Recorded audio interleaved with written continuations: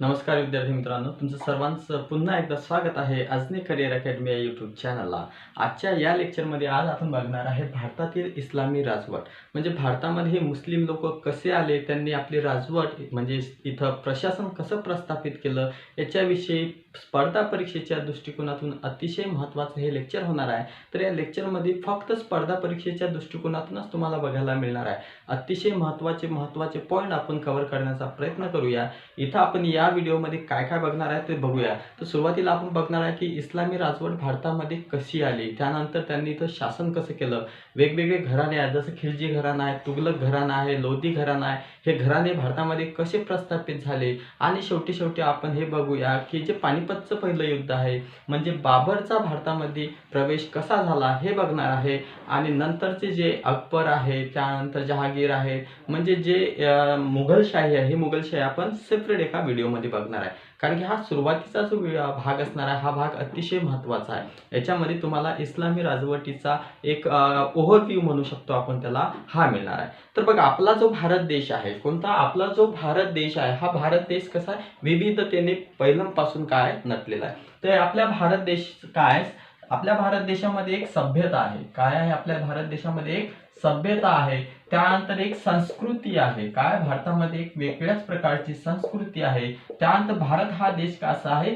समृद्ध आहे. भारत देश कसा आहे? समृद्ध आहे. या तीन गोष्टी ध्यानात ठेवा की भारताकडे हे जे परकीय लोक आहेत, हे आकर्षित होण्याचं मुख्य कारण काय, तर भारत हा एक सभ्य देश आहे. त्यानंतर भारताची संस्कृती हे उज्ज्वल आहे. त्यानंतर भारत हा समृद्ध आहे. आणि हे जे भारताची सभ्यता, संस्कृती, समृद्धी म्हणजे ट्रिपल एस म्हणू शकतो आपण.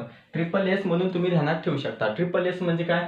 सभ्यता, संस्कृती आणि समृद्धी. तर भारत आपल्या सभ्यता, संस्कृती आणि समृद्धीसाठी सर्व दूरवर जगभर काय होता? प्रसिद्ध होता. काय होता? भारत सुप्रसिद्ध होता असंही म्हणू शकता तुम्ही. सुप्रसिद्ध म्हणजे तुमच्या डोक्यामध्ये राहणार आहे. कसा होता? सुप्रसिद्ध होता. कशामध्ये सुप्रसिद्ध होता? तर भारत आपली सभ्यता आहे, संस्कृती आहे, समृद्धी याच्यामध्ये काय होता? सुप्रसिद्ध होता. मग भारताची जी सुप्रसिद्धी होती, मग याच्यामध्ये सभ्यता तुम्हाला वेगवेगळ्या प्रकारची सभ्यता बघायला मिळेल. जशी की संस्कृती बघायला मिळेल, जशी की हडप्पा संस्कृती असेल, मोहेंजोदडो संस्कृती असेल, त्यानंतर वैदिक संस्कृती असेल, त्यानंतर बुद्ध आहेत, जैन आहेत, असे वेगवेगळ्या प्रकारची संस्कृती तुम्हाला बघायला मिळेल. नंतर त्यांची सभ्यता सुद्धा बघायला मिळेल. आणि भारताची समृद्धी म्हणजे भारत या देशामध्ये काय आहेत? वेगवेगळ्या प्रकारची हिरे असतील, काय असतील? हिरे असतील, त्यानंतर मोती असतील, त्यानंतर सोने असेल, त्यानंतर चांदी असेल, त्यानंतर तुम्हाला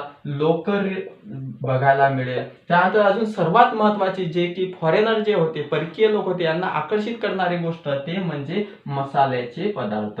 काय? मसाल्याचे पदार्थ. मसाल्याचे पदार्थ असतील, हे ज्या गोष्टी आहेत, या गोष्टीने भारत कसा होता? समृद्ध होता. आता डोक्यामध्ये एक गोष्ट ध्यानात ठेवा, भारत कसा होता? तर समृद्ध होता. मग कशामध्ये समृद्ध होता भारत? तर भारत हा देश समृद्ध होता हिऱ्यामध्ये, त्यानंतर मोती होते, सोने होते, चांदी होती, त्यानंतर मसाल्याचे पदार्थ होते. हे पदार्थ जे होते मसाल्याचे किंवा हे जे सर्वचे भारताची समृद्धी होती, हे सर्व दूरवर पसरलेली होती जगात. मग आता हे सर्व दूरवर कशी पसरलेली अशी? मग भारतीय व्यापारी काय करत होते? तर भारतीय व्यापारी हे परकीय देशांसोबत काय करत होते? व्यापार करत होते. मग परकीय देशांसोबत व्यापार करत असतील, मग भारताचा व्यापारी जर युरोप देशामध्ये जाऊन व्यापार करत असेल, तर इथं या युरोप देशामध्ये भारताच्या या सोने, चांदी, हिरे, मोती, मसाल्याच्या पदार्थाविषयी त्या विदेशी लोकांना काय म्हणजे परकीय लोकांना काय मिळत होतं? ज्ञान मिळत होतं. त्यानंतर हे जे परदेशी व्यापारी होते, परदेशी व्यापारी सुद्धा भारतामध्ये येऊन काय करत होते? व्यापार करत होते. मग भारतामध्ये व्यापार करून येत असताना इथं भारताला ते काय करत होते? निरीक्षण करत होते भारताचं. इथल्या वेगवेगळ्या पदार्थ असतील, जसे मसाल्याचे पदार्थ असतील, हिरे असतील, मोती असतील, सोने, चांदी, लोकर, अशा गोष्टी असतील, या गोष्टीचा काय करत होते? ते अभ्यास करत होते. त्यात सर्वात महत्वाची गोष्ट, हे जे राजे रजवाडे होऊन गेले, म्हणजे वेगवेगळ्या प्रकारचे राजे आपल्याला मध्ययुगीन भारताच्या इतिहासामध्ये बघायला मिळतात. तर यांच्या काळामध्ये काय होतं तर वेगवेगळ्या प्रकारचे जे प्रवासी असत, हे विदेशी प्रवासी, परकीय प्रवासी काय करत होते? भारताला भेट देत होते. कोण भेट देत होते? प्रवासी लोक काय करत होते? भारताला भेट देत होते. मग भारताला भेट दिल्यानंतर काय करत होते प्रवासी लोक? तर प्रवास वर्णन लिहित होती. काय लिहित होती? प्रवास वर्णने लिहित होती. प्रवास वर्णने लिहित होती. मग या प्रवास वर्णने लिहिताना काय होत होतं, तर भारताची जी ही माहिती असेल ही माहिती काय करत होते, हे लोक लिहून ठेवत होते. मग लिहून ठेवत असल्यामुळे काय झालं, जे युरोपियन देश असतील, त्यानंतर अरब देश असतील, म्हणजे भारताव्यतिरिक्त अन्य कुठलेही जे देश असतील, या देशाला काय झाली, तर भारताविषयी माहिती झाली. म्हणजे भारताची संस्कृती त्यांना कळाली, त्यानंतर भारताची समृद्धी त्यांना कळाली, त्यानंतर भारताची सभ्यता त्यांना कळाली, की भारत हा जो देश आहे, हा सोन्याची चिडिया म्हणून ओळखला जाणारा जो देश आहे, की या देशामध्ये सोन्याचा धूर निघतोय. सोन्याचा धूर निघतो म्हणजे काय, भारत हा एक संपन्न देश आहे. भारतासारख्या संपन्न देशामध्ये हिरे मोठ्या प्रमाणात आहेत, मोती आहेत, सोने आहे, चांदी आहे, लोकर बघायला मिळेल. आणि विशेष करून मसाल्याचे जे पदार्थ आहेत, की अन्य देशामध्ये बघायला मिळत नाही, हे मसाल्याचे पदार्थ सुद्धा आपल्याला या भारत देशामध्येच बघायला मिळतील. असं हे युरोपियन लोक असतील किंवा अरब लोक असतील किंवा परदेशी लोक असतील, या परदेशी लोकांना बघायला मिळालं. आणि त्याचा स्रोत कोणता, तर भारतीय व्यापारी परदेशात जाऊन व्यापार करत होते, परदेशी व्यापारी भारतात येऊन व्यापार करत होते. आणि सर्वात महत्त्वाची गोष्ट, हे जे प्रवासी येत होते, हे प्रवासी लोक त्यांचं प्रवास वर्णन लिहित होते, वेगवेगळ्या प्रकारचं त्यांचं काय लिहित होते, वर्क लिहित होते. याच्यातून काय झालं, भारताविषयी माहिती पूर्ण जगाला मिळत होती. मग या भारताविषयी माहिती मिळत असताना सर्वांनाच माहीत पडलं, की भारत हा एक समृद्ध देश आहे, इथली संस्कृती सभ्य आहे, त्यानंतर इथली सभ्यता ही जबरदस्त आहे. आणि सगळ्यात महत्त्वाची गोष्ट इथं काय आहे, तर सोने, चांदी, हिरे, मोती, त्यानंतर लोकर, त्यानंतर मसाल्याचे पदार्थ, या पदार्थांनी काय, भारत हा एक समृद्ध देश आहे. मग अशा भारत देशामध्ये काय वसाहत करायला अतिशय सोपी जाणार आहे. म्हणजे इथं काय मिळणार आपल्याला, जास्तीत जास्त काय मिळणार आहे, माल मिळणार आहे. सरळ सरळ सांगायचं झालं तर, कारण त्या काळातले जे लोक होते, म्हणजे राजे असतील किंवा कोणी अतिक्रम म्हणजे काय आक्रमण करणारे लोक असतील, तर हे लोक कशासाठी येत होते, ते संपत्तीसाठी येत होते. आणि त्या काळामध्ये काय सर्व देशामध्ये काय संपत्तीसाठी एकमेकावरती आक्रमण करणे हाच एकमेव काय होता, उद्देश होता. मग हे जे विदेशी राजे होते, या विदेशी राजांनी म्हणजे युरोपीय भारतात येण्याच्या काही वर्षापूर्वी काय, युरोपीय लोक जे भारतात आले त्याच्या किती पट वर्षापूर्वी काय, हे सुरुवातीला काय आहे, मुस्लिम लोक म्हणजेच काय म्हणतो आपण त्याला, इस्लाम लोक यांनी काय केली, भारतामध्ये कूच केली. कोणी, इस्लाम लोकांनी भारतामध्ये काय केली, कूच केली. म्हणजे आता इस्लाम लोक भारताच्या शोधामध्ये निघाले होते. आणि त्याचं कारण पण आहे, हे जे इस्लाम लोक आहेत, इस्लाम लोक जे असतील, अरब लोक असतील किंवा मुघल लोक असतील, हे लोक काय होते, भारताच्या वरच्या टोकावरती राहत होते. मग भारताच्या वरच्या टोकावरती हे लोक राहत असताना काय केलं, या लोकांनी भारत या देशाचा काय केला, मार्ग शोधला. भारताचा मार्ग शोधल्यानंतर यांनी काय केलं, तर भारतामध्ये आक्रमण करायला सुरुवात केली. आणि कशासाठी आक्रमण करायला सुरुवात केली, की त्यांना माहित होतं की हा जो भारत देश हा समृद्ध, संस्कृत आणि काय आहे, एक सोन्याचा धूळ निघणारा देश आहे. या देशामध्ये अतिशय जास्त प्रमाणामध्ये काय आहे, संपत्ती आहे. आणि या संपत्तीचा काय करायचा, आपल्याला उपयोग करायचा आहे, ही संपत्ती आपल्याला मिळवायची आहे. म्हणून या लोकांनी काय केलं, भारतामध्ये आक्रमण करायला सुरुवात केली. आणि सर्वात पहिले भारताच्या सातबाऱ्यावरती नजर पडली ती मोहम्मद बिन कासिमची. कोणाची, मोहम्मद बिन कासिम. कोणाची, मोहम्मद बिन कासिमची. कोणाची नजर पडली, तर मोहम्मद बिन कासिमची नजर पडली भारताच्या सातबाऱ्यावर. आता हा सातबाऱ्यावर म्हणजे काय, तर सरळ सरळ सातबाऱ्यावर, सातबारा म्हणजे काय, इसवी सन 712 मध्ये मोहम्मद बिन कासिमने भारतावरती पहिली स्वारी केली. काय केली, पहिली स्वारी केली. केव्हा केली, सुरुवातीची स्वारी, तर इसवी सन 712 मध्ये. भारताच्या सातबाऱ्यावरती नजर कोणाची होती, मोहम्मद बिन कासिमने. मग भारताचा सातबारा मिळवण्यासाठी इसवी सन 712 ध्यानात ठेवायचं, सातबारा मिळवण्यासाठी म्हणजे इसवी सन 712 मध्ये काय कोणी स्वारी केली, तर मोहम्मद बिन कासिमने. तर सर्वात पहिला म्हणून इस्लामी जर माणूस कोणी भारतावरती आक्रमण करत असेल तर तो कोण होता, मोहम्मद बिन कासिम. मग या मोहम्मद बिन कासिमने भारतावरती स्वारी केली. मग स्वारी केल्यानंतर याचा उद्देश काय होता, तर याचा उद्देश होता की भारतातली जी संपत्ती आहे हे आपल्या देशामध्ये नेणे किंवा आपल्या राजवटीत नेणे. सुरुवातीला याचं लक्ष फक्त एवढंच होतं. मग मोहम्मद बिन कासिमने 712 मध्ये भारतावरती स्वारी केली. स्वारी केल्यानंतर तिथली जेही संपत्ती असेल ही संपत्ती त्यानं काय केली, लुटली. संपत्ती लुटली, जीवितहानी सुद्धा केली. आणि जो भारताचा सिंध प्रांत आहे, भारताचा कोणता, सिंध प्रांत. मग सिंध प्रांत म्हणजे काय, भारताच्या नकाशामध्ये जो वरचा भाग आहे, म्हणजे जम्मू काश्मीर असेल, राजस्थान असेल, पंजाब असेल, दिल्ली असेल, पाकिस्तान असेल, त्यानंतर आपलं जास्तीत जास्त गुजरात अशी हा जो भाग आहे म्हणजे याला सिंध प्रांत म्हणतात। मग या सिंध प्रांतावरती काय केलं तर या सिंध प्रांतामध्ये लूट करण्याचं काम सुरू केलं मोहम्मद बिन कासिमने। तर मोहम्मद बिन कासिमने डोक्यामध्ये फक्त एवढं ठेवायचं आहे आपल्याला की 712 मध्ये स्वारी केली सर्वात पहिले कोण होता तो मोहम्मद बिन कासिम, आणि कोणत्या प्रांतामध्ये तर सिंध प्रांतामध्ये। डोक्यामध्ये राहील, छोटंसं क्लस फक्त ध्यानात ठेवायचं, बाकी डीप मध्ये एक्झाम मध्ये येणार नाही। एक्झाम मध्ये तुम्हाला एवढंच विचारू शकतील की मोहम्मद बिन कासिमने भारतावरती स्वारी केव्हा केली तर इसवी सन 712 मध्ये केली। कोण्या प्रांतामध्ये होता तो तर सिंध प्रांतामध्ये होता। सिंध प्रांतामध्ये त्यांना लूट केली, संपत्तीची लूट केली, जीवितहानी केली। त्यानंतर तो काय केला, भारतामध्ये न राहता तो काय केला आपल्या देशामध्ये परत गेला। याला भारतामध्ये राज्य प्रस्थापित करण्याचा प्रयत्न सुद्धा नाही केला, संपत्ती लुटली, काम झालं आणि फरार झाला। भारताच्या सातबाऱ्यावरती नजर होती, ते नजर सातबारा कोरा गेला। सातबारा कोरा गेल्यानंतर काय केला हा मोहम्मद बिन कासिम परत गेला। मग आता मोहम्मद बिन कासिम भारतातून गेल्यानंतर काय झालं तर एक जो हे आहे मोहम्मद गझनी, कोण मोहम्मद गझनी। मग हा जो मोहम्मद गझनी आहे हा मोहम्मद गझनी आपल्याला महत्वाचा आहे, कारण की या मोहम्मद गझनीने भारतावरती एकूण 17 स्वाऱ्या केल्या। किती स्वाऱ्या केल्या, 17 स्वाऱ्या केल्या। किती, 17 स्वाऱ्या केल्या। मोहम्मद गझनीने भारतावर एकूण किती केल्या, 17 स्वाऱ्या केल्या। आणि असं म्हणतात की पोतेचे पोते पैसा आणि सोनं लुटून हा मोहम्मद गझनी आपल्या देशामध्ये घेऊन जात होता। हा जो मोहम्मद गझनी आहे, मोहम्मद गझनीची एक गोष्ट तुम्हाला ध्यानात ठेवायची, सोरटी सोमनाथ नावाचं जे मंदिर आहे, सोरटी सोमनाथ, सोरटी सोमनाथ, सोरटी सोमनाथ नावाचं जे मंदिर आहे, या सोरटी सोमनाथ नावाचं जे मंदिर हे काय आहे मंदिर आहे, हे कुठे आहे सध्या गुजरात राज्यामध्ये आहे। मग हे सोरटी सोमनाथ नावाचं जे मंदिर होतं हे त्या काळात काय होतं, एक प्रगत मंदिर होतं। या मंदिरामध्ये अतिशय संपत्ती साठलेली होती।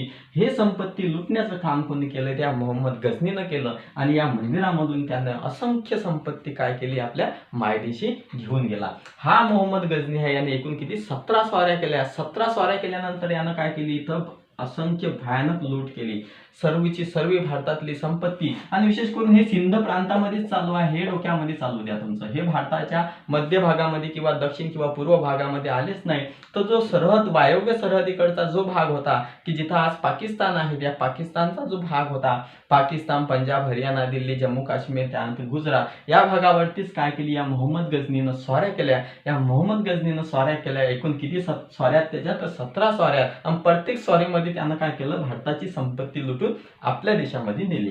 मग या संपत्ती लुटत असताना त्यानं काय केलं तर जीवितहानी सुद्धा भरपूर प्रमाणात केली, म्हणजे लोकांचे प्राण घेतले। काय घेतले, लोकांचे प्राण घेतले, जीवित हानी केली। त्यानंतर अजून महत्वाची गोष्ट, आता हा जो मोहम्मद गझनी आहे, हा मोहम्मद गझनी भारतात ज्या वेळेस आला, हा स्वाऱ्या करत होता, म्हणजेच काय करत होता, संपत्तीची लूट करत होता। त्यावेळेस हा लोकांना मारत तर होताच, परंतु सोबत एक काम तो करत होता, तो म्हणजे काय, येथील आपल्या भारत देशामधील जे हिंदू लोक असतील, या हिंदू लोकांना बाटवून तो काय करत होता, त्या हिंदू लोकांना बाटवून त्यांना मुसलमान बनवत होता। हे गोष्ट महत्वाची आहे याच्यामध्ये। तर हा जो कोण आहे, गझनी आहे, या गझनीनं काय केलं तर भारतावरती स्वाऱ्या तर केल्या, असंख्य लोकांना लुटलं, असंख्य संपत्ती आपल्या देशामध्ये केली, हजारो लोकांना बाटवून त्यांना मुसलमान केलं। आणि हा राजा सुद्धा म्हणजेच कोण, मोहम्मद गझनी सुद्धा काय केला, मोहम्मद गझनी सुद्धा भारतामध्ये स्थायिक झाला नाही। मोहम्मद गझनीने सुद्धा काय केला, स्वाऱ्या केल्या, त्यानंतर संपत्ती लुटली आणि आपल्या देशात मायदेशामध्ये काय झाला, परत गेला। इथं त्याचं थांबण्याचं काहीच नाही, म्हणजे अजूनही भारतामध्ये शासन कडती जमात तयार झाली नव्हती या कोणाची, इस्लाम राजवटीची। फक्त हे लोक स्वाऱ्या करत होते, स्वाऱ्या केल्यानंतर काय करत होते, आपल्या मायदेशी परत जात होते। येथील जे हिंदू लोक होते, या हिंदू लोकांना बाटून त्यांना काय करत होते, मुसलमान बनवत होते। त्यानंतर संपत्तीची अतोनात लूट करत होते। हे सोरटी सोमनाथ मंदिर, या सोरटी सोमनाथ मंदिराविषयी तुम्हाला माहित असायला पाहिजे। अलीकडेच म्हणजे अमित शहा यांनी या सोरटी सोमनाथ मंदिराच्या जीर्णोद्धारासाठी काय केला होता, प्रयत्न केला होता। आणि हा प्रश्न आला होता राज्यसेवेमध्ये, काय सोरटी सोमनाथ मंदिर हा राज्यसेवेमध्ये म्हणजे करंट अफेअर मध्ये म्हणजे चालू घडामोडी प्रश्न आला होता की अलीकडेच म्हणजे 4-5 वर्षात प्रश्न हा की अलीकडेच अमित शहा यांनी कोणत्या मंदिराच्या जीर्णोद्धारासाठी काय केला, फंड तयार केला, तर तो कोण होते, तर हे सोरटी सोमनाथ मंदिर। तर हे सोरटी सोमनाथ मंदिर काय आहे, एक प्रसिद्ध मंदिर आहे.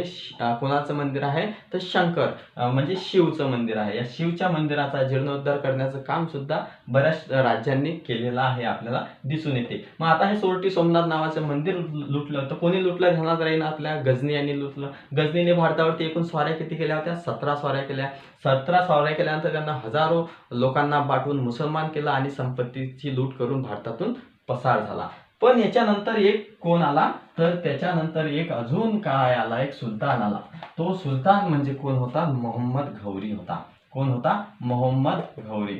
मोहम्मद घौरी. मोहम्मद घौरी जो आहे हा मोहम्मद घौरी आला. कोणानंतर आला, हा मोहम्मद गजनीच्या नंतर आता. आता हा मोहम्मद घौरी ज्या वेळेस भारतामध्ये आला त्यावेळेस या मोहम्मद घौरीनं काय केलं, तर 1191 ला तराईचं पहिलं युद्ध केलं. काय, तराईचे पहिले युद्ध. पहिले युद्ध हे डोक्यामध्ये ठेवा. तराईचं पहिलं युद्ध कोणी केलं, तर मोहम्मद घौरीने. कोणासोबत केलं, तर पृथ्वीराज चव्हाण. काय, पृथ्वीराज चव्हाण.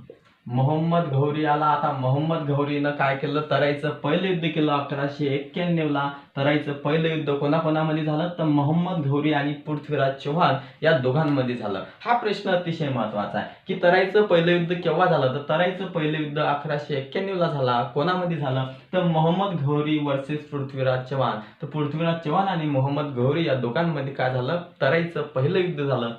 तराईच्या पहिल्या युद्धामध्ये पृथ्वीराज चव्हाणचा काय झाला, पराभव झाला. त्यानंतर या मोहम्मद घौरीनं जो ही सिंध प्रांत असेल, कोणता प्रांत, सिंध प्रांत असेल, या सिंध प्रांतावरती काय केला, आपला कब्जा प्रस्थापित केला. या सिंध प्रांताला अतिशय लुटलं, इथली संपत्ती लुटली. त्यानंतर इथले काय केले, लोकांना बाटून मुसलमान केलं. त्यानंतर हजारो लोकांची हत्या केली. आणि हा जो मोहम्मद घौरी आहे, हा मोहम्मद घौरी चालाक होता. या मोहम्मद घौरीनं काय केलं, संपत्ती लुटल्यानंतर जे राज्य त्याला मिळालं होतं सिंध प्रांत, हे सिंध प्रांत तो सोडून गेला नाही.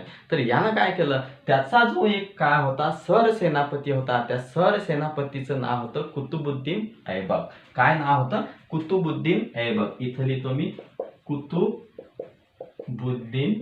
ऐबक. मग हा जो कुतुबुद्दीन ऐबक आहे, कोण, गुलाम कुतुबुद्दीन ऐबक. ध्यानात ठेवायचं, गुलाम कुतुबुद्दीन ऐबक हा काय होता, तर सरसेनापती होता. कुणाचा सरसेनापती होता, तर मोहम्मद घौरीचा. मग मोहम्मद घौरीने काय केलं, सिंध प्रांत जिंकला. सिंध प्रांत जिंकल्यानंतर तिथं सत्ता जे होती, हे शासन जे होतं, हे शासन प्रस्थापित केलं. शासन प्रस्थापित केल्यानंतर काय केलं, तर गुलाम घराण्याचा जो संस्थापक होता, ते नंतर बघूच आपण. तर हा जो कुतुबुद्दीन ऐबक होता, हा कोण होता, सरसेनापती होता मोहम्मद घौरीचा. या सरसेनापतीला काय केलं, या मोहम्मद घौरीनं सांगितलं की इथलं जे प्रशासन आहे तू सांभाळ, मी आपल्या मायदेशी परत जातो. हा मोहम्मद घौरी आपल्या देशामध्ये परत निघून गेला, परंतु त्याचं शासन इथं कुतुबुद्दीन ऐबक चालवत होता. मग हा जो कुतुबुद्दीन ऐबक आहे, हाच कुतुबुद्दीन ऐबक पुढे गुलाम घराण्याची स्थापना करतो. कोणाची, गुलाम घराण्याची. मग गुलाम घराण्याचा संस्थापक म्हणून जर म्हटलं तुम्हाला, तर कोण आहे, तर कुतुबुद्दीन ऐबक आहे. कुतुबुद्दीन ऐबक कोण होता, तर हा मोहम्मद घौरीचा कोण होता, एक सरसेनापती होता. या सरसेनापतीला काय दिलं, राज्य सांभाळायला दिलं. राज्य सांभाळायला दिल्यानंतर या कुतुबुद्दीन ऐबकनंच काय केलं, त्या राज्यावरती कब्जा नंतर केला. तर ते आपल्याला महत्वाचं आहे. हा कुतुबुद्दीन ऐबक याची एक गोष्ट अजून ध्यानात ठेवायची की ढाई दिन का झोपडा नावाची जी मस्जिद होती, ही मस्जिद कोण बांधली, तर या कुतुबुद्दीन ऐबकनं. ढाई दिन का झोपडा, ढाई दिन का झोपडा मस्जिद, हे जे मस्जिद होती ढाई दिन का झोपडा, हे कोण बांधली, तर या कुतुबुद्दीन ऐबकनं. डोक्यामध्ये राहील आता, हे ढाई दिन का झोपडा कोण बांधली, तर हा प्रश्न बऱ्याचदा एक्झाम मध्ये बघायला मिळतो. ढाई दिन का झोपडा हा कोण बांधलेला आहे, तर कुतुबुद्दीन ऐबकने बांधलेला आहे. कुतुबुद्दीन ऐबक कोण होता, तर सरसेनापती होता मोहम्मद घौरीचा. मोहम्मद घौरीनं काय केलं होतं, मोहम्मद घौरीनं तराईचं युद्ध केलं होतं पहिलं 1191 ला. त्यानंतर 1296 पासून काय केलं, इथं तो म्हणजे इथं सत्ता प्रस्थापित केली होती. तर हा मोहम्मद घौरी झाला. त्यानंतर त्याचा काय झाला, हा त्याचा गुलाम का सरसेनापती, तो म्हणजे गुलाम कुतुबुद्दीन ऐबक झाला. या लोकांनी काय केलं, तर 1296 पासून नंतर भारतामध्ये काय केलं, राज्य प्रस्थापित करायला सुरुवात केली. मग आता आपल्याला डोक्यात असायला पाहिजे की 1296 पासून भारतामध्ये खरी सत्ता काय झाली, प्रस्थापित झाली. कधीपासून? तर 1296 पासून तर 1526 पर्यंत काय होते, तर हे सुलतान काय करत होते, राज्य करत होते. म्हणजे हे जे इस्लामी लोक होते हे राज्य करत होते आणि हे इस्लामी लोक स्वतःला काय म्हणून घेत होते, सुलतान म्हणून घेत होते. काय? सुलतान. मग सुलतान म्हणून घेत होते म्हणून काय म्हणतात, सुलतानशाही म्हणतात त्याला. काय म्हणतात? सुलतानशाही. सुलतानशाही. मग सुलतानशाहीची कार्यकाळ जर पाहिला आपण तर तो काय, 1296 ते 1526. मग 1526 पासून काय आला होता, बाबर आला होता, म्हणजे मुघलशाही आली होती. तर ते आपण पुढे बघणारच आहोत. तर फक्त एवढं डोक्यामध्ये ठेवा, तर 1296 ला भारतामध्ये खरी सत्ता प्रस्थापित झाली कोणाची, तर या सुलतानांची. तो कोण होता, मोहम्मद घौरी होता. 1296 ला कोण होता, मोहम्मद घौरी होता. मोहम्मद घौरीच्या नंतर 1526 पर्यंत म्हणजे बाबर येईपर्यंत इथं कोणाचं राज्य होतं, तर इस्लामीच राजवट होती. पण हे इस्लाम लोक काय म्हणत होते, स्वतःला सुलतान म्हणून घेत होते ते, म्हणून या राजवटीला सुलतानशाही म्हणतात. मग प्रश्न तुम्हाला एक्झाम मध्ये असा विचारू शकतात की सुलतानशाहीचा कालखंड कोणता, तर 1296 पासून तर 1526 पर्यंत.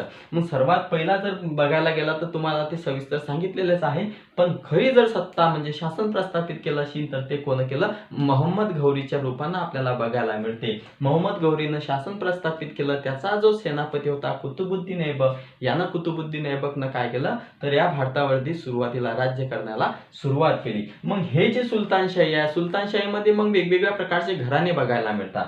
मग वेगवेगळ्या प्रकारचे घराणे बघायला मिळतात, त्याच्यामध्ये आपण आता महत्वाचे पॉईंट बघू. तर एक घराणं आपल्याला बघायला मिळेल, ते म्हणजे गुलाम घराणं. कोणतं? गुलाम घराणे. मग आता गुलाम घराणे मी तुम्हाला सुरुवातीला सांगितलं की गुलाम घराण्याची स्थापना कोणी केली, तर कुतुबुद्दीन ऐबकने केली. कोणी केली? कुतुबुद्दीन ऐबक. हा जो कुतुबुद्दीन ऐबक आहे हा कोण होता, तर कुतुबुद्दीन ऐबक हा मोहम्मद घौरीचा सरसेनापती होता. तर याच कुतुबुद्दीन ऐबकने एक स्थापना केली घराण्याची, ते म्हणजे गुलाम घराणे. मग या गुलाम घराण्याची स्थापना कुतुबुद्दीन ऐबकने केली. हा कोण्या घराण्याचा होता, तर गुलाम घराण्याचा. त्यानंतर तुम्हाला अल्तमश बघायला मिळेल. काय? अल्तमश बघायला मिळेल. त्यानंतर बलबन बघायला मिळेल. त्यानंतर तुम्हाला पहिली राज्यकर्ती जी स्त्री होती, रझिया सुलतान. कोणती? रझिया सुलतान हे बघायला मिळेल. तर गुलाम घराण्याचे महत्वाचे राजे तुम्हाला माहित असायला पाहिजे, ते म्हणजे कोणते? कुतुबुद्दीन ऐबक की ज्यानं गुलाम घराण्याची स्थापना केली, त्यानंतर अल्तमश, त्यानंतर बलबन, रझिया सुलतान. हे जे रझिया सुलतान आहे भारतातली सर्वात पहिली स्त्री राज्यकर्ती आहे. कोण आहे? स्त्री राज्यकर्ती. हा प्रश्न बऱ्याचदा पेपरमध्ये येतो की भारतातली सर्वात पहिली स्त्री राज्यकर्ती कोण, तर आता डोक्यात ठेवायचं की रझिया सुलतान. रझिया सुलतान कोण्या घराण्याची होती, तर गुलाम घराण्याची होती, की ज्याची स्थापना कोणी केली होती, कुतुबुद्दीन ऐबकने केली होती. आणि कुतुबुद्दीन ऐबक कोण होता, तर मोहम्मद घौरीचा कोण होता, सरसेनापती होता. मग हा जो कुतुबुद्दीन ऐबक होता, या कुतुबुद्दीन ऐबकनं गुलाम घराण्याची स्थापना केली. ते तुम्ही बघू शकता की या गुलाम घराण्यामध्ये अल्तमश नावाचा एक राजा होऊन गेला, म्हणजे सुलतान, बलबन सुलतान, त्यानंतर हे रझिया सुलतान. हे जे रझिया सुलतान आहे सर्वात पहिली स्त्री राज्यकर्ती होती. आता हा जो अल्तमश आहे, हा अल्तमश याने एक काम केलेलं आहे महत्वाचं. त्यानंतर यानं कोणतं काम केलं आहे, तर झिझिया कर जो होता. कोणता? झिझिया कर नावाची सुरुवात यानंच केली. त्यानंतर जे कुतुब मिनार होते, या कुतुब मिनारचं काम पूर्ण करण्याचं काम सुद्धा कोण केलं? अल्तमशनं केलं. काय? कुतुब मिनार डोक्यामध्ये असायला पाहिजे. काय? कुतुब मिनारचं जे काम होतं हे काम पूर्ण करण्याचं काम अल्तमशनं केलं. त्यानंतर झिझिया कर लावला. त्यानंतर जे जमिनी असतात, जमिनी मोजण्याचं काम सुद्धा या अल्तमशनंच केलं. काय? जमिनीवरती कर लावण्याचा जो एक झिझिया कर होता, हा झिझिया कर कोणी केला? अल्तमशने केला. त्या हा बलबन आहे, या बलबननं काय केलं, तर बलबननं घोड्यांना डाग लावण्याची म्हणजे डाग देण्याची पद्धत सुरू केली. काय? घोड्यांना डाग डोक्यामध्ये असायला हवं. घोड्यांना डाग. मग घोड्यांना डाग देण्याची जी पद्धत आहे, हे पद्धत कोणी सुरू केली, ती या बलबनने केली. त्यानंतर झिझिया कर कोणी केला, तर अल्तमशने केला. त्यानंतर कुतुब मिनारचं काम पूर्ण करण्याचं काम कोणी केलं, तर अल्तमशनं केलं. ह्या गोष्टी अतिशय महत्वाच्या आहेत आणि या गोष्टी आपल्याला यायलाच पाहिजे. आता डोक्यामध्ये येणार आहे तुमच्या डोक्यामध्ये असायला पाहिजे की गुलाम घराण्याचा संस्थापक कोण आहे. तर गुलाम घराण्याचा संस्थापक कोण आहे, कुतुबुद्दीन ऐबक आहे. याच्यामध्ये महत्वाचे राज्य कोणते आहेत, अल्तमश आहे, बलबन आहे, रजिया सुलतान आहे. हे काय आहे, अतिशय महत्वाचे आहे. आणि सगळ्यात महत्वाची गोष्ट तुम्हाला माहित असायला पाहिजे, हा जो आपला अल्तमश आहे, या अल्तमशच्याच काळामध्ये एक स्वारी झाली होती भारतामध्ये, ते म्हणजे चंगेज खान. कोण, चंगेज खान. डोक्यामध्ये असायला हवं. चंगेज खाननं ज्यावेळेस स्वारी केली तर त्यावेळेस भारतामध्ये सुलतान कोण होता, तो हा अल्तमश होता. तर अल्तमशच्याच काळामध्ये काय, चंगेज खाननं भारतावरती स्वारी केली. चंगेज खान हा अतिशय क्रूर आणि एक निर्दयी काय होता, एक आक्रमण करणारा कोण होता, एक सम्राट होता. सम्राट नाही म्हणू शकत, राजा होता. यानं ज्यावेळेस स्वारी केली होती त्यावेळेस भारतामध्ये कोणाचं राज्य होतं, तर त्यावेळेस भारतामध्ये अल्तमशचं राज्य होतं. म्हणजे अल्तमश त्यावेळेस काय होता, सुलतान होता. या अल्तमशच्याच काळात काय होतं, तर आपल्याला बघायला मिळेल सोन्या चांदीचे नाणे पाळण्याचं काम सुद्धा या अल्तमशनं केलं होतं. झिझिया कर लावण्याचं काम केलं होतं. कुतुब मिनारचं काम कंप्लीट करण्याचं काम सुद्धा या अल्तमशनं केलं. त्यानंतर बलबननं घोड्यांना डाग देण्याचं काम केलं. रजिया सुलतान ही काय होती, पहिली स्त्री राज्यकर्ता होती. या गोष्टी आपल्याला माहीत असायला पाहिजेत. आता हे क्लिअर झालं. स्क्रीनशॉट वगैरे लागत असेल स्क्रीनशॉट काढून घ्या.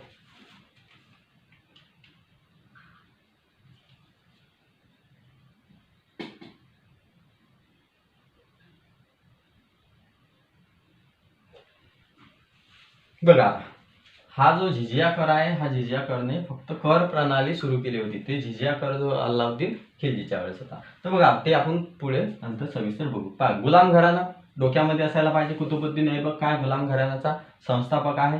त्यानंतर अल्तमश बघायला मिळेल, बलबन बघायला मिळेल, रजिया सुलतान ही कोण्या घराण्यातल्या, गुलाम घराण्यातल्या. त्यानंतर रजिया सुलतान पहिली स्त्री राज्यकर्ती आहे भारतातली. त्यानंतर घोड्यांना डाग देण्याची पद्धत बलबनने केली. अल्तमिशने कुतुब मिनारचं काम कंप्लीट करण्याचं काम केलं. त्यानंतर अजून महत्वाची गोष्ट, चंगेज खाननं ज्यावेळेस भारतामध्ये आक्रमण केलं त्यावेळेस कोण होता सुलतान, तर हाच अल्तमश होता. त्यानंतर आता आपल्याला बघायचं आहे पुढचं घराणं. पुढचं घराणं आहे आपल्याकडे आता गुलाम घराण्यानंतर ते आहे खिलजी घराणं. कोणतं घराणं आहे, खिलजी घराणं. खिलजी घराणं हे घराणं महत्वाचं आहे. खिलजी घराणे. आता हे जे खिलजी घराणे आहे, खिलजी घराण्याविषयी आपल्याला माहित असायला पाहिजे. खिलजी घराण्यातले दोन महत्वाचे जे सुलतान होते, ते दोन महत्वाचे सुलतान आपल्याला आता इथं बघायला मिळेल. बघा, तर खिलजी घराण्यातला पहिला महत्वाचा सुलतान तो म्हणजे काय, अल्लाउद्दीन खिलजी. कोण, अल्लाउद्दीन खिलजी. अल्लाउद्दीन खिलजी. त्यानंतर दुसरा सुलतान कोण आहे, जलालुद्दीन खिलजी. काय, अलाउद्दीन जलाउद्दीन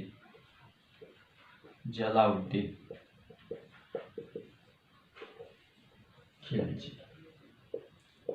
हे दोन जे सुलतान आहेत हे खिलजी घराण्याचे महत्वाचे सुलतान आहेत.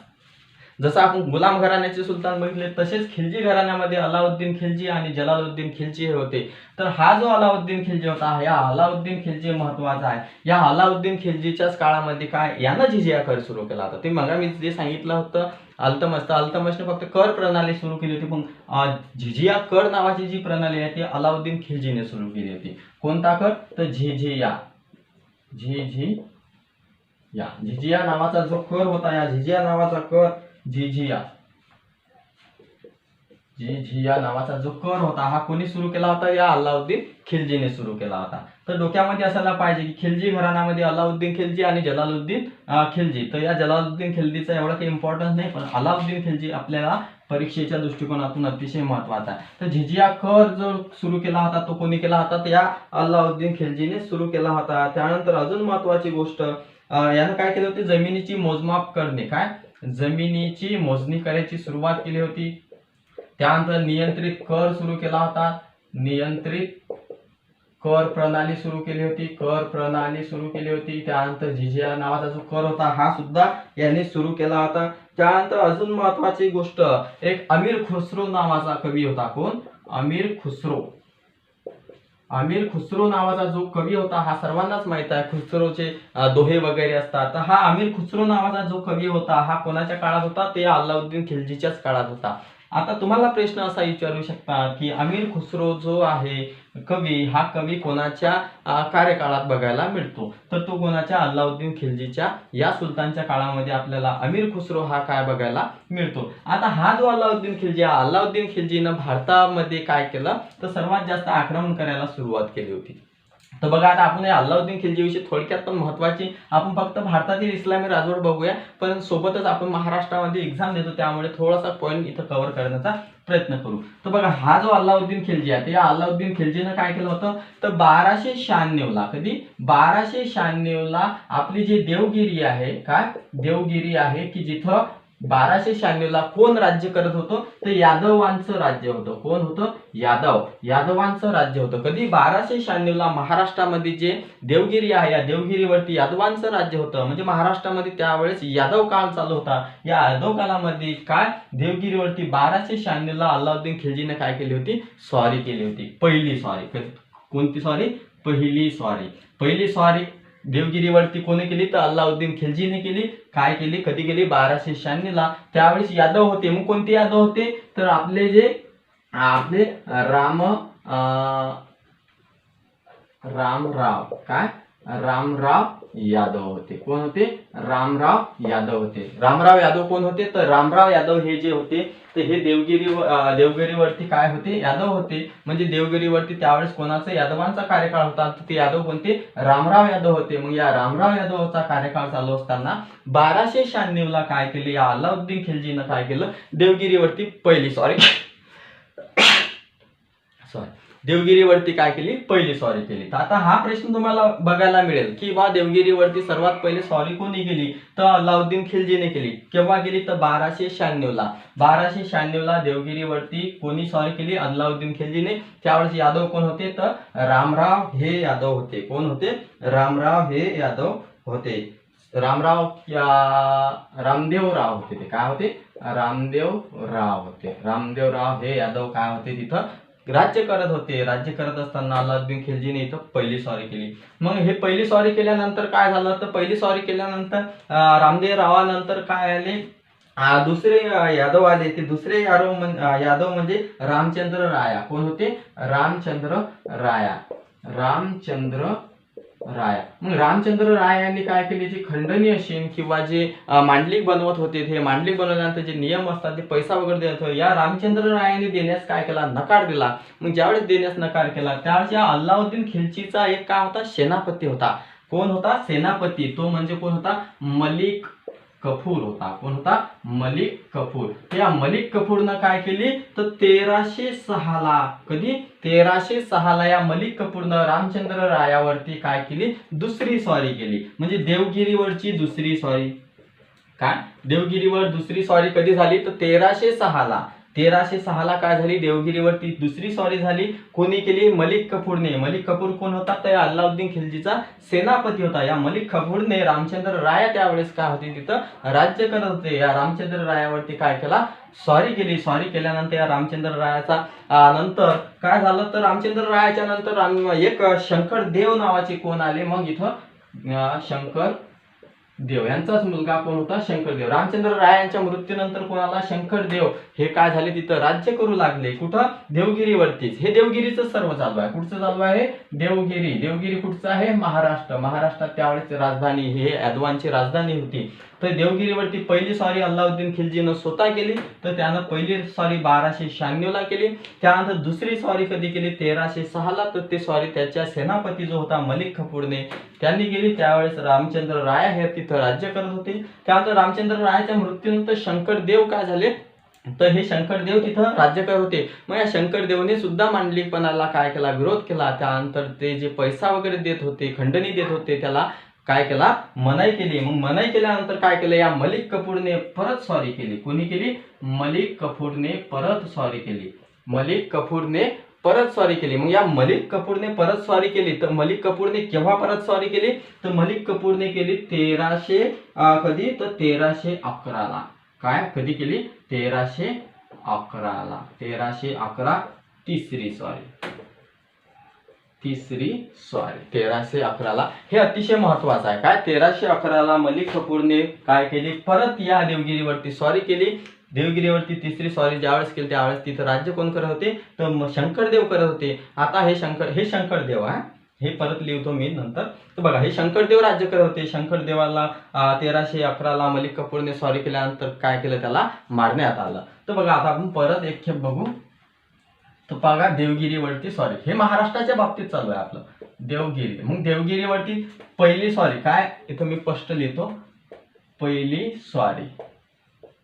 कुठं स्वाऱ्या होणार आहे, सगळ्या देवगिरीवरती. पहिली स्वारी कधी झाली, 1296ला. त्यानंतर इथं राज्य कोण करत होतं, त्यावेळेस इथं राज्य करत होते रामदेवराव. काय, रामदेवराव. रामदेव राय म्हटलं चालतं किंवा रामदेव राव बी म्हटलं चालते, रामदेवराव. त्यानंतर दुसरी स्वारी कधी केली, तर दुसरी स्वारी देवगिरीवरती झाली 1306ला. त्यावेळेस कोण होतं, रामचंद्र राया. कोण होतं, रामचंद्र राया राज्य करत होते. त्यानंतर तिसरी जी स्वारी आहे, कितवी, तिसरी स्वारी.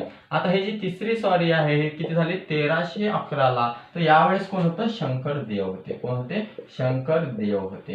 हे काय करत होते, राज्य करत होते. बघा आता इथं तुम्हाला स्पष्ट दिसेल, तिथं दिसायला थोडी अडचण झाली होती. तर बघा, तर देवगिरी जी आहे महाराष्ट्राची एक त्यावेळेस राजधानी होती. या देवगिरीवरती पहिली स्वारी केली 1296ला रामदेवराव राज्य करत होते. हे स्वारी कोणी केली, तर अल्लाउद्दीन खिलजीने केली. मी शॉर्टकट मध्ये लिहितो आता, अल्लाउद्दीन खिलजीने केली. पहिली स्वारी देवगिरीवरती कधी झाली, 1296ला. कोणी केली, अल्लाउद्दीन खिलजीने केली. त्यानंतर दुसरी स्वारी जी आहे 1306ला रामचंद्र रायाच्या विरुद्ध करण्यात आली. रामचंद्र राया या देवगिरीवरती राज्य करत होते. मग या रामचंद्र रायाला 1306ला काय केली, स्वारी केली. तर त्यावेळेस अल्लाउद्दीन खिलजीने नाही केली. तर अल्लाउद्दीन खिलजीचा जो सेनापती होता तो म्हणजे कोण, मलिक कफूर होता. कोण होता, मलिक कफूर. म्हणजे मलिक कफूर होता. त्यानंतर या मलिक कफूरनं या रामचंद्र रायाच्या मृत्यूनंतर हा शंकरदेव काही ऐकत नव्हता. मग शंकरदेव ऐकत नव्हता, खंडणी देत नव्हता. त्यानंतर या मलिक कफूरनं काय केली, परत 1311ला काय केली, तिसरी स्वारी केली. तर देवगिरीवरती तिसरी स्वारी कधी झाली, 1311ला झाली. 1311ला देवगिरीवरती स्वारी केली आणि ती कोणी केली, मलिक कफूरने केली. हा पॉईंट अतिशय महत्वाचा आहे. राज्य सेवेच्या दृष्टिकोनातून तलाठी, ग्रामसेवक, whatever the exam that you are preparing, अतिशय महत्वाचा टॉपिक आहे. याच्यावरती बऱ्याचदा प्रश्न आलेला दिसून येतो. महाराष्ट्राच्या एक्झाम साठी तर अतिशय पॉईंट टू पॉईंट महत्वाचा आहे. देवगिरीवरच्या 3 स्वाऱ्या. पहिली स्वारी 1296ला रामदेवराव होते, अल्लाउद्दीन खिलजीने केली. दुसरी स्वारी 1306ला रामचंद्र राया होते, मलिक कफूर. त्यानंतर तिसरी स्वारी 1311ला शंकरदेव होते, कोणी केली, मलिक कफूरने. आणि हे काय आहे, हे सगळे कोण आहेत, यादव आहेत. कोण आहेत, यादव आहेत. त्यावेळेस कोणता काळ चालू होता, तर महाराष्ट्रामध्ये यादव काळ चालू होता. हा यादव काळ अतिशय पुढारलेला होता. म्हणजे यादवांचं राज्य महाराष्ट्रामध्ये होतं. या यादवांच्याच राज्यावरती सर्वात पहिले म्हणजे महाराष्ट्रामध्ये जर कोणी स्वाऱ्या केल्या असतील तर ते कोणी केली, ते अल्लाउद्दीन खिलजीने केली. मग खिलजी घराण्यातला महत्वाचा राजा कोणता, तर अल्लाउद्दीन खिलजी. की या अल्लाउद्दीन खिलजीनं कोणता कर सुरू केला होता, जिझिया. कोणता, जिझिया कर सुरू केला होता. त्यानंतर अजून सर्वात महत्वाची गोष्ट, या अल्लाउद्दीन खिलजीच्याच काळात अमीर खुसरो नावाचा कोण होता, अमीर खुसरो नावाचा कवी होता, जो प्रसिद्ध आहे. कवी अतिशय प्रसिद्ध आहे, अजूनही प्रसिद्ध आहे. अमीर खुसरो नावाचा जो कवी होता, हा कवी कधी होता, कुठे होता, तर अल्लाउद्दीन खिलजीच्याच काळामध्ये होता. त्यानंतर याचा सोबत काय, जलालुद्दीन खिलजी सुद्धा तुम्ही ध्यानात ठेवा. असा याच्यामध्ये जर डीप विचार केला तर अल्लाउद्दीन खिलजी हा अतिशय महत्वाचा आहे. पिक्चर वगैरे बघत असाल तर पिक्चर मध्ये अल्लाउद्दीन खिलजी विषयी बरीचशी माहिती तुम्हाला भेटून जाईल. तर बघा, आता हे तुम्हाला स्क्रीनशॉट लागेल, स्क्रीनशॉट काढा. आपल्या चॅनलला जर सबस्क्राईब वगैरे केलं नसेल तर चॅनलला सबस्क्राईब करा. व्हिडिओला जर लाईक वगैरे केलं नसेल तर व्हिडिओला लाईक करा. तर बघा, आता पुढचा घराणा आपल्याला बघायचा. आता पुढचं घराणं कोणतं आहे आपल्याकडे, तर पुढचं घराणं आहे आपल्याकडे तुघलक घराणं. कोणतं घराणं आहे, तुघलक घराणं. या तुघलक घराण्यातले राजे सुद्धा आपल्याला माहित असायला पाहिजे. कोणतं, तुघलक घराणे. मग आता तुघलक घराण्यामध्ये काय वेगवेगळ्या प्रकारचे राजे आहेत. त्याच्यामध्ये घियासुद्दीन तुघलक. कोणतं, घियासुद्दीन तुघलक. त्यानंतर मोहम्मद बिन फिरोज खान तुघलक. कोण, मोहम्मद बिन फिरोज खान तुघलक. मोहम्मद बिन फिरोज खान तुघलक. तुघलक, मोहम्मद बिन फिरोज खान तुघलक. त्यानंतर हे दोन महत्वाचे राजे तुघलक घराण्यातले आपल्याला बघायला मिळते. काय, गियासुद्दीन तुघलक आहे, मोहम्मद बिन फिरोज खान तुघलक आहे. हे जे लोक आहेत हे अतिशय महत्वाचे आहे. त्यानंतर हा जो मोहम्मद बिन फिरोज खान तुघलक आहे म्हणजे मोहम्मद तुघलक आहे, या मोहम्मद तुघलक विषयी प्रश्न बऱ्याचदा सरळ सेवेमध्ये तुम्हाला बघायला मिळेल की हा मोहम्मद बिन तुघलक आहे, यानं काय केलं होतं तर यानं तांब्याच्या नाणी पाडल्या होत्या. काय, तांब्याचे काय केल्या होत्या, नाणी पाडल्या होत्या. नाणी, कॉईन, काय कॉईन. तर हे जे तांब्याच्या नाणी होत्या, हे तांब्याच्या नाणी कोण पाडल्या होत्या, ते या मोहम्मद बिन तुघलकनं. आणि या मोहम्मद बिन तुघलकनं अजून एक महत्वाची गोष्ट केली, ते म्हणजे काय, हे जी दिल्ली राजधानी होती, कोणती, दिल्ली राजधानी होती, दिल्लीवरून राजधानी त्यानं काय केली होती, देवगिरी केली होती. काय केली होती, देवगिरी केली होती. देवगिरी जिथं अल्लाउद्दीन खिलजीनं काय केल्या होत्या, 3 स्वाऱ्या केल्या होत्या. या 3 स्वाऱ्याचं नाव कोणतं, देवगिरी. तिथं यादवांचा कार्यकाळ होता, हे बघितलं आपण. या देवगिरीला काय केलं, दिल्लीवरून राजधानी काय केली, देवगिरी केली. राजधानी, त्यावेळेस राजधानी कोणती होती, आपली दिल्ली होती. आताही बी राजधानी कोणती आहे, दिल्ली आहे. तर हे जे दिल्ली राजधानी होती, या दिल्ली राजधानीवरून त्यानं राजधानी कुठं ट्रान्सफर केली, तर या देवगिरीला केली. तांब्याचे नाणी सुद्धा पाडले. आता दिल्लीवरून राजधानी देवगिरी केल्यामुळे लोक याला काय म्हणत होते, तर वेडा मोहम्मद किंवा एडा मोहम्मद म्हणत होते. एडा मोहम्मद म्हणत होते. तर मोहम्मद, एडा मोहम्मद कोण, तर हा मोहम्मद बिन फिरोज खान तुघलक. तर मोहम्मद बिन फिरोज खान तुघलक याला काय म्हणत होते, एडा मोहम्मद म्हणत होते. त्यानंतर याच्यामध्ये एवढीच गोष्ट महत्वाची आहे, सरळ सेवेच्या दृष्टिकोनातून डीपमध्ये ज्यावेळेस जाऊ आपण त्यावेळेस सविस्तर बघू. तर फक्त आपण भारतातील इस्लामी राजवट बघत आहे, तर ते काय शॉर्ट रिव्ह्यू म्हणत आपण किंवा व्ह्यू म्हणत आहे की याच्यामध्ये तुम्हाला मॅक्झिमम क्वेश्चन काय होतील, कव्हर होतील. तर बघा, आता हा जो मोहम्मद बिन फिरोज खान तुघलक होता, यानं काय केलं, ती तांब्याची नाणी पाडली होती, ध्यानात ठेवा. त्यानंतर अजून महत्वाची गोष्ट ध्यानात ठेवा, देवगिरीवरती काय केली, त्याने दिल्लीवरून देवगिरी राजधानी केली. मग या कृत्यामुळे त्याला काय म्हणत होते लोक, वेडा मोहम्मद किंवा एडा मोहम्मद असे म्हणत होते. वेडा मोहम्मद, एडा मोहम्मद, वॉट एव्हर, सायको मोहम्मद म्हणा, काही बी म्हणा. तर हा टॅग ध्यानात ठेवा. वेडा मोहम्मद कोण, मोहम्मद बिन फिरोज खान तुघलक. याच्यानंतर एक महत्वाचं घराणं आहे, ते म्हणजे लोधी घराणं. आता या लोधी घराण्यापासून इतिहासाले काय भेटते, कलाटणी भेटायला सुरुवात होते. कारण आता आपण कुठे आलो, तर 1526 पर्यंत आलो. मग 1451 पासून तर 1526 या दरम्यानचा जो कार्यकाळ आहे तो म्हणजे लोधी घराणे. कोणते, लोधी घराणे. आता या लोधी घराण्यामध्ये वेगवेगळ्या प्रकारचे आपल्याला सुलतान बघायला मिळतील. पहिले म्हणजे बहलोल खान लोधी, बहलोल खान लोधी. त्यानंतर आपल्याला बघायला मिळेल इब्राहिम खान लोधी, सिकंदर खान, बहरम खान, सिकंदर लोधी. त्यानंतर इब्राहिम लोधी. त्यानंतर अजून आपल्याला बघायला मिळेल इब्राहिम लोधी नंतर अजून बघायला मिळेल दौलत खान लोधी. कोण, दौलत खान लोधी. हे महत्वाचे राजे आहेत. बहलोल खान लोधी, सिकंदर लोधी, इब्राहिम लोधी. बघा काय, तर काय भारतातील इस्लामी राजवटमध्ये आता कोणतं घराणं बघायचं आपण, तर लोधी घराणं. तर लोधी घराणं हे सुलतानशाहीचं शेवटचं घराणं आहे. याच्यानंतर काय होणार आहे, तर आपले जे मुघलशाही, हे मुघलशाही सुरू होणार आहे. तर हे जे लोधी घराणं आहे, मग या लोधी घराण्यात कोणते कोणते राजे म्हणजे सुलतान आहे, बहलोल खान लोधी होऊन गेले. त्यानंतर सिकंदर लोधी, इब्राहिम लोधी, दौलत खान लोधी. हे महत्वाचे काय आहेत, सुलतान आहेत लोधी घराण्याचे. 1451 पासून तर 1526 पर्यंत यांची राजवट चालली. तर बघा, आता हे जे लोधी घराणं होते, या लोधी घराण्यामध्ये परस्पर म्हणजे आपसमध्ये सुद्धा काय होते, वादविवाद होते. आता हा जो दौलत खान लोधी आहे, या दौलत खान लोधीला काय पाहिजे होतं, या दौलत खान लोधीला पाहिजे होतं सत्ता. आणि त्यावेळेस सत्ता कोणाजवळ होती, इब्राहिम लोधी जवळ होती. कोणाजवळ, इब्राहिम लोधी जवळ सत्ता होती, ती पाहिजे होती दौलत खान लोधीला. पण या दौलत खान लोधीनं काय केलं, तर जो बाबर होता, मुघल सम्राट कोण होता, बाबर होता. कोण, मुघल सम्राट बाबर होता. या बाबरला काय केलं, पाचारण केलं.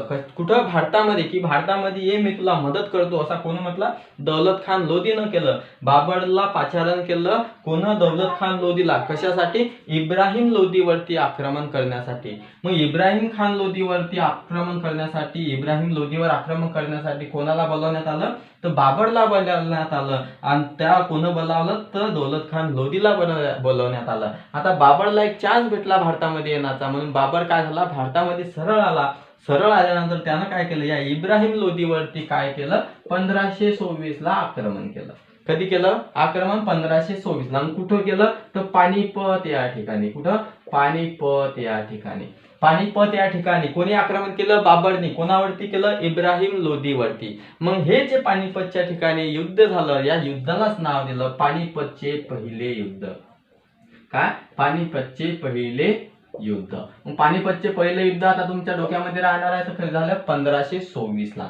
1526 ला जर एक्झॅक्ट तारीख जर आपण बघितली तर 1526 ची एक्झॅक्ट तारीख काय असणार आहे, तर 21 एप्रिल 1526. काय, 21 एप्रिल 1526. बघा, इथून आपला इतिहास आले आता काय नवीन वळणाला. आतापर्यंत आपण सुलतानशाही बघितली, याच्यानंतर काय बाबरशाही म्हणजे काय मुघलशाही बघणार आहे. तर बघा, 21 एप्रिल 1526 ला पानिपत या ठिकाणी काय केलं, बाबरनं युद्ध केलं. कुणासोबत, इब्राहिम लोधी सोबत. मग बाबर डायरेक्ट आला काय, त्याला कोणीतरी बोलावलं असेल ना. तर बाबरला कोण बोलावलं होतं, तर दौलत खान लोधीनं पाचारण केलं होतं की भारतामध्ये ये आणि या इब्राहिम लोधीवरती आक्रमण कर आणि काही भाग मला दे, काही भाग तू ठेव. बाबर भारतामध्ये आला, त्याने इब्राहिम लोधीवरती आक्रमण केलं. कधी, 21 एप्रिल 1526 ला. कुठं केलं होतं ते, तर पानिपत या ठिकाणी. मग पानिपत या ठिकाणी बाबरने काय केलं, इब्राहिम लोधीवर आक्रमण केलं आणि हेच पानिपतचं पहिलं युद्ध होतं. दुसरं युद्ध बघू आपण, तिसरं युद्ध सुद्धा बघू. तर पानिपतचं पहिलं युद्ध केव्हा झालं, तर ध्यानात ठेवायला पाहिजे 21 एप्रिल 1526. आणि डोक्यामध्ये फक्त एवढं चालू द्या की सुलतानशाहीच्या शेवटच्या पार्टमध्ये काय, सुलतानशाहीचा शेवट कुठं झाला, तर पानिपतच्या पहिल्या युद्धापासून झाला. म्हणजे 1526 पर्यंत. कधीपासून, 1296 पासून. 1296 ला मोहम्मद गौरी काय झाला, दिल्लीचा सुलतान झाला. 1296 ला बघ, 1296 ला कोण, मोहम्मद गौरी काय झाला, दिल्लीचा सुलतान झाला. तिथपासून तर 1526 पर्यंत. कितपर्यंत, 1526 पर्यंत ही इब्राहिम लोधी काय, इब्राहिम लोधीवरती काय झालं, आक्रमण करण्यात आलं. कधी, 21 एप्रिल 1526 ला. कुठं, पानिपतला. तिथपर्यंत काय आहे, सुलतानशाही आहे. मग सुलतानशाहीचा शेवट कोणी केला, एवढं जर विचारलं आपल्याला तर डोक्यात असायला पाहिजे, सुलतानशाहीचा शेवट बाबरने केला. आणि कोण मदत केली, तर दौलत खान लोधीनं. म्हणजे आपण म्हणतो की दुश्मन बाहेर असतात, तर दुश्मन बाहेर वगैरे काहीच नसतात, आपल्या अंदर सुद्धा असतात. काय, दौलत खान लोधीनं मदत केली बाबरला भारतात आणण्यासाठी. भारतात बाबर आला आणि त्यानं युद्ध केलं इब्राहिम लोधी सोबत. कधी, 21 एप्रिल 1526 ला पानिपत या ठिकाणी. आणि हेच आपलं पानिपतचं पहिलं युद्ध. तर पानिपतचं पहिलं युद्ध कधी झालं, तर आता ध्यानात असायला पाहिजे 21 एप्रिल 1526 ला पानिपतचं पहिलं युद्ध झालं. पानिपत या ठिकाणी. आता पानिपत हे कोणत्या राज्यामध्ये येते, पानिपत हे जे ठिकाण आहे कोणत्या राज्यामध्ये येते, तर डोक्यामध्ये असू द्या, हरियाणा. तर काय, हरियाणा या राज्यामध्ये पानिपत हे ठिकाण येते. हाही प्रश्न बऱ्याचदा एक्झाम मध्ये विचारलेला आहे की पानिपत हे ठिकाण की जिथं पानिपतच्या 3 लढाया झाल्या, ते पानिपतच्या जे महत्वपूर्ण लढाया झाल्या, या लढाई हे जे पानिपत आहे, पानिपत कुठं आहे, तर पानिपत हे हरियाणा राज्यामध्ये येते. तर 21 एप्रिल 1526 ला पानिपतचं पहिलं युद्ध झालं. कोणाकोणामध्ये, बाबर आणि इब्राहिम लोधी.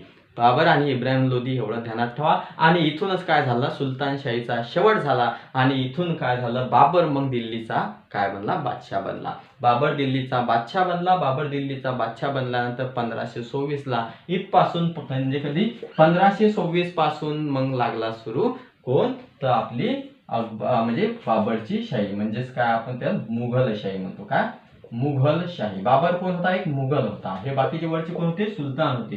तर मुघलशाही. तर या मुघलशाहीची सुरुवात कधी झाली, तर 1526 ला झाली. मग 1526 ला मुघलशाहीची सुरुवात झाली. आणि हे बघू आता आपण पुढच्या लेक्चर मध्ये. आता आपण काय बघितलं, फक्त सुलतानशाही काय बघितली, सुलतानशाही. सुलतानशाहीची सुरुवात कधी झाली आणि सुलतानशाहीचा अंत कसा झाला, वेगवेगळ्या प्रकारचे जे सुलतान होते त्यांचा कार्यकाळ आणि महत्त्वाचे प्रश्न याच्यामध्ये आपण कव्हर केले आहे. आता मुघलशाहीचा सविस्तर अभ्यास आपण पुढच्या व्हिडिओमध्ये करूया. आतापर्यंत आपण या चॅनलला सबस्क्राईब केलं नसेल तर चॅनलला सबस्क्राईब करा, व्हिडिओला लाईक केलं नसेल व्हिडिओला लाईक करा आणि शेअर करायला विसरू नका. धन्यवाद. भेटूया पुढच्या व्हिडिओमध्ये.